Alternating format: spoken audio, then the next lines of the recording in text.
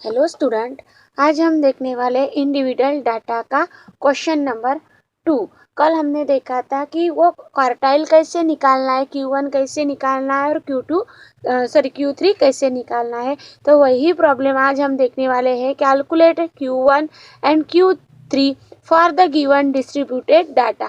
मतलब उन्होंने हमें क्या दिया है कि डेटा दिया है, उसी से हमें क्या निकालना है, Q1 एंड Q3 निकालना है। तो ये डेटा हमें क्या करना है कि असेंडिंग ऑर्डर में लिखना है। तो अब देखो, ये उन्होंने डाटा दिया, 18 दिया है, 24 दिया है, ये 45 दिया है, 4 दिया है, 7 दिया है, 28 दिया है, 49 दिया है, 16 दिया है, 26 दिया है, 25, 12, 10, 9 और 29 दिया है। तो उसको क्या करना है, ये असेंडिंग और डिसेंडिंग ऑर्डर में है, तो उसको हमें क्या करना है, सिर्फ असेंडिंग ऑर्डर में ही लिखना है। तब देखो उसका सॉल्व करेंगे हम। सॉल्यूशन लिखना है। Arrange the data in ascending order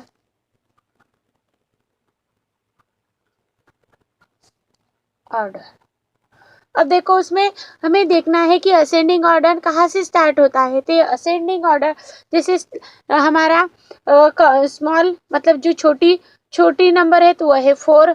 देखो 4, उसके बाद आएगा 7, उसके बाद है 8, उसके बाद है 9, उसके बाद है 10, उसके बाद है 12, उसके बाद है 16, उसके बाद है 8, उसके बाद है 24, उसके बाद है 25, उसके बाद है 26, उसके बाद है 28, उसके बाद है 29, उसके बाद है 45, उसके बाद है 49। अब देखना है ये नंबर कितने हैं।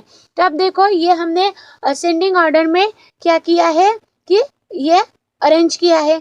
अब देखो उसका फार्मूला हमें पहले क्या निकालना है, Q1 निकालना है। तो Q1 निकालेंगे। तो Q1 का मतलब है क्वार्टाइल फर्स्ट। तो ये क्वार्टाइल फर्स्ट का फार्मूला है size of n plus 1 divided by 4 the observation.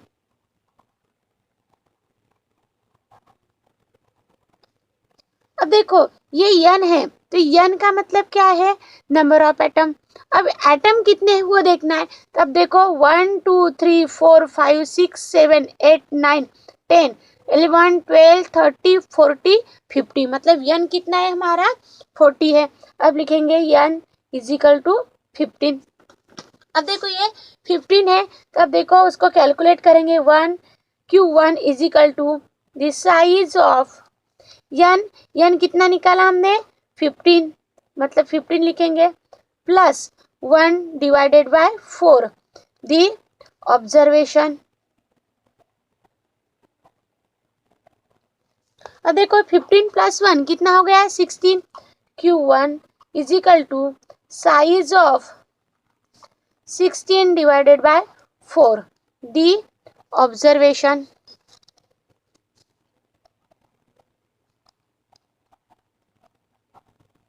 अब ये 16 को 4 से डिवाइड करना है। Q1 is equal to size of 4 आ जाएगा। अब ये 4 दी ऑब्जर्वेशन। अब ये Q1 साइज ऑफ 4 आया। अब ये 4 किसके असेंडिंग ऑर्डर में कब कहाँ अरेंज होता है तो वो देखना है। अब देखो ये 4 1 2 3 4 मतलब 9 में अरेंज होगा। तो इसीलिए Q1 इज इक्वल टू वो कहाँ अरेंज हो रहा है, the size of 9 the observation, sorry 4 the observation is 9, मतलब वो 9 में अरेंजमेंट हो रहा है।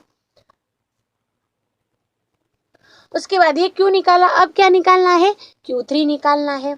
अब देखो Q3 निकालेंगे हम, तो ये Q3 का भी फार्मूला वही है। Q3 निकालेंगे, Q3 is equal to the size of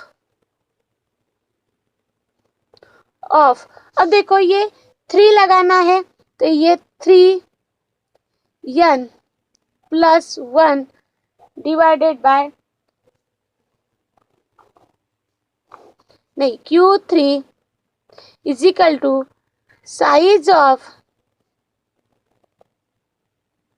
n plus 1 divided by 4, मतलब इसको 3 से, क्योंकि ये Q3 है, क्या है Q3 है, साइज ऑफ 3 ब्रैकेट में लिखना है n plus 1 divided by 4 the observation.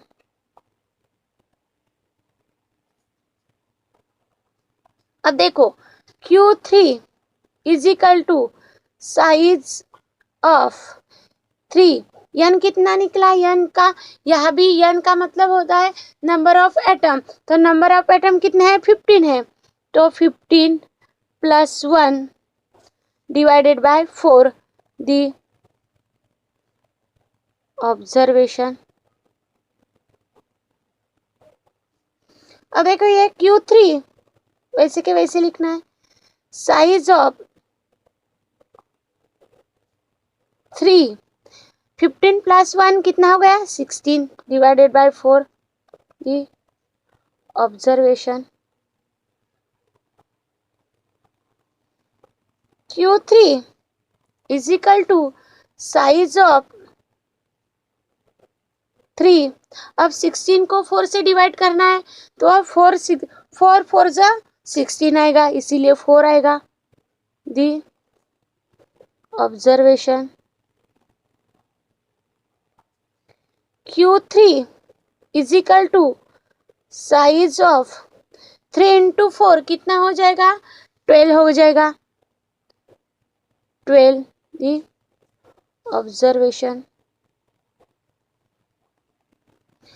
तब देखो ये Q3 is equal to size of, अब ये 12 कहाँ ऑब्जर्व हो जाएगा वो देखना है। अब देखो इसमें ही 1 2 3 4 5 6 7 8 9 10 11 12, मतलब वह 20 में ऑब्जर्व होगा, तो इसीलिए the size of 12 the observation is 28, इसीलिए Q3 कितना रहेगा 28। अब देखो ये आंसर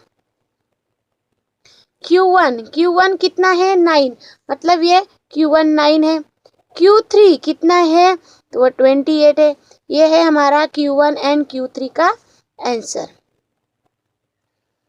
अब ऐसे ये इंडिविजुअल डाटा है, ये है किसका क्वार्टाइल डेविएशन का। अब देख उसके बाद हम देखने वाले हैं डिस्क्रीट सीरीज, तो वो नेक्स्ट वीडियो में देखेंगे।